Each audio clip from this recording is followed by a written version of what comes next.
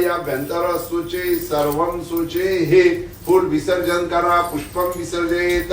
तांब्याला गंधाचे 5 बोट लावा. वेदाय नमः सामवेदम पूजयामी. उत्तरे अथर्ववेदाय नमः अथर्ववेदम पूजयामी. 5वं कलशाच्या गळ्याजवळ आडवं ओढा. मध्ये कलशाला अक्षदा आणि फूल वा. मंत्र पुष्पांजली तरण गंध पुष्पैः संपूज्य नमस्कार करतं नमस्करोमि.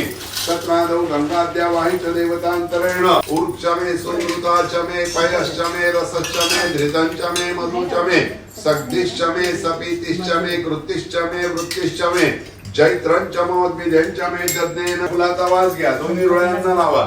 तुमच्या डाव्या हाताला ठेवून द्या. अभिषेक निर्माल्य उत्तरे विसृज्येत. पुन्हा दुसरं फूल घ्या. गंधाक्षदेमध्ये बुडवा. देवाला वहा. पुनश्च गंधाक्षदा पुष्पैः संपूज्य अभिषेकम कुर्यात. देवावरती पाण्याची